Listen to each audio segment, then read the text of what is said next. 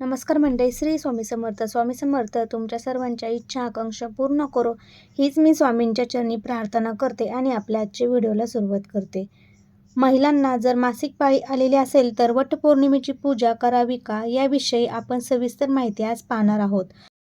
वटपौर्णिमा हा हिंदू धर्मातील अत्यंत पवित्र आणि श्रद्धेचा सण मानला जातो आणि या विवाहित स्त्रिया आपल्या पतीच्या दीर्घ आयुष्यासाठी आणि सुखी संसारासाठी वडाच्या झाडाची पूजा करतात, व्रत करत असतात आणि सावित्री सत्यवानाची कथा ऐकतात. पण प्रत्येक वर्षी अनेक महिलांच्या मनात एक प्रश्न निर्माण होतो, जर वटपौर्णिमेच्या दिवशी काही अडीअडचणी आलेल्या असेल तर पूजा करावी का, तर वडाच्या झाडाला फेऱ्या मारता येतील का, व्रत मोडले का देव रागवतील, असा बऱ्याच जणांना प्रश्न पडलेला असतो. धार्मिक, पारंपरिक आणि विवाहित बाजू समजून घेणारा आहोत. त्यामध्ये आपण वटपौर्णिमेचे महत्त्व काय आहे आणि वटपौर्णिमा म्हणजे सावित्रीचा सण असं मानलं जातं. तर सावित्री आपल्या पतीच्या सत्यवानाचे प्राण यमराजांकडून परत मिळवले होते. तिच्या प्रेमामुळे, श्रद्धेमुळे आणि दृष्ट संकल्पनामुळे ही कथा आजही आदर्श मानली जाते. याच कारणामुळे विवाहित स्त्रिया वडाच्या झाडाची पूजा करून आपल्या पतीच्या दीर्घायुष्यासाठी प्रार्थना करतात. तर मंडळी, पाळी येणे म्हणजे पवित्रता म्हणजे अपवित्रता आहे का? तर सर्वप्रथम एक गोष्ट समजून घेणे खूप महत्त्वाचे आहे. पाळी येणे ही स्त्रियांची शारीरिक एक नैसर्गिक प्रक्रिया आहे. ही निसर्गाने दिलेली एक देणगी आहे. यामुळे स्त्रियांना मातृत्व प्राप्त होते. म्हणूनच पाळी येणं म्हणजे पाप, दोष किंवा अपवित्रता असे समजणे योग्य नाही. अनेक विद्वान आणि आधुनिक धर्मतज्ज्ञ याबाबत सांगतात की देवाने निर्माण केलेली कोणतीही नैसर्गिक प्रक्रिया अपवित्र असू शकत नाही. मग जुन्या काळी महिलांना पूजा का करून देत नव्हते? तर मंडळी, हा प्रश्नही अनेक जण विचारतात.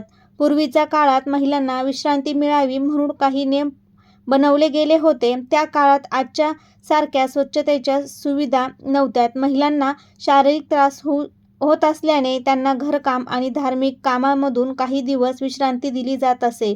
नंतर हळूहळू या गोष्टी परंपरा बनल्या आणि अनेकांनी त्याचा अर्थ अपवित्र असा मानला. मंडळी, वटपौर्णिमेची पूजा करावी का, तर आता मुख्य प्रश्नाकडे येऊया. तर मंडळी, जर एखाद्या महिलेला वटपौर्णिमेच्या दिवशी पाळी आलेली असेल तर काय करावे? तर याबाबत वेगवेगळ्या परंपरा आहेत. काही कुटुंबांमध्ये पाळीच्या काळात मंदिरात जाणे किंवा पूजा करणे टाळले जाते. तर काही कुटुंबांमध्ये श्रद्धा आणि मनाची शुद्धता महत्त्वाची मानली जाते. तर तुमच्या घरातील परंपरा पाळीच्या काळात पूजा न करण्याची असेल तर त्या परंपरेचा आदर करा, परंतु याचा अर्थ तुमची श्रद्धा कमी झाली की व्रत निष्फळ झाले असं होत नाही. मनोभावे प्रार्थना करता येते का? तर मंडळी, होय, नक्कीच. जर आपण प्रत्यक्ष वडाच्या झाडाजवळ जाता येत नसेल तर घरी बसून सावित्री मातेला स्मरण करा आणि भगवान विष्णू, माता लक्ष्मी, भगवान शिव आणि पार्वतीचे ध्यान करा. देवाला मनापासून प्रार्थना करा. देव भावना पाहतो, शरीराची अवस्था नाही. वटपौर्णिमेचे व्रत करता येईल का? तर मंडळी, अनेक महिलांना प्रश्न पडतो की व्रत धरावे का? जर आपल्याला तब्येत चांगली असेल तर तुम्ही मनोभावे त्याचा उपवास करू शकता. पण जर अशक्तपणा आपल्याला असेल, दिव्यांगना किंवा त्रास होत असेल तर उपवास करण्याचा हट्ट करू नका. धर्म कधीही शरीराला त्रास देण्यास सांगत नाही. आरोग्य प्रथम आहे. आणि मंडळी, वडाच्या झाडाची पूजा न केल्यास दोष लागतो का? तर नाही. शास्त्रामध्ये कुठेही असे स्पष्ट लिहिलेले नाही की पाळीमुळे वटपौर्णिमेचे पूजा न केल्यास दोष लागतो. देव करुणामय आहे. तुमची परिस्थिती, तुमची श्रद्धा आणि तुमची भावना देवाला माहीत आहे, म्हणून भीती बाळगायची काही गरज नाही. मंडळी, सावित्री मातेकडून आपण काय शिकलो? तर सावित्रीच्या कथेतून फक्त पूजा आणि व्रत शिकायला नसतं, तर ध्येय, निश्चय, संयम आणि प्रेम आणि विश्वास शिकायचा असतो. सावित्रीने सामर्थ्य तिच्या मनामध्ये होते, म्हणून आजही प्रत्येक स्त्रीने तिच्यासारखा आत्मविश्वास ठेवणे महत्त्वाचं आहे. घरातील मोठ्यांचा आदर करा. प्रत्येक घराची परंपरा वेगवेगळी असते.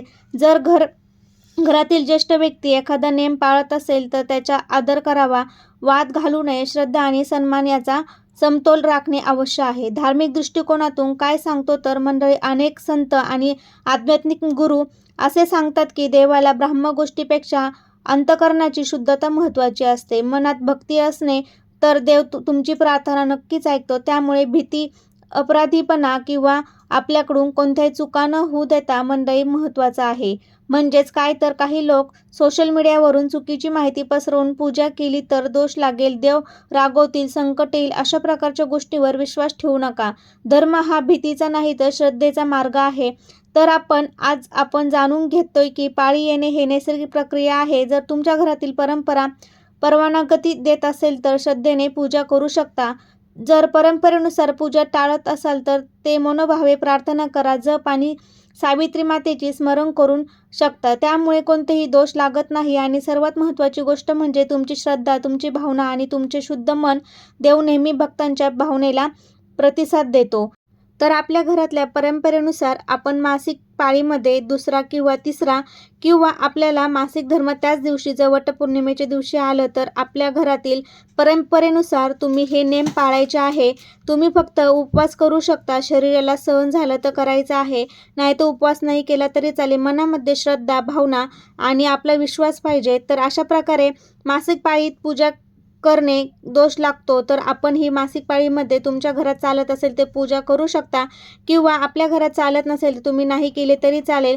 प्रत्येकजण धार्मिक दृष्टिकोनातून मासिक पाळीमध्ये कोणती देवपूजा, धर्मकार्य करत नाही. त्यानुसार तुम्ही हे नेम पाळून पूजा आहे तर ती करायची आहे. कसा वाटला व्हिडिओ जर आवडला असेल तर नक्कीच तुमच्या मित्रपरिवारामध्ये शेअर करायला विसरू नका. चॅनलवरती नवीन असाल तर नक्की सबस्क्राईब करा. कमेंटमध्ये आपल्याला श्री स्वामी समर्थ लिहायला विसरायचं नाही. धन्यवाद.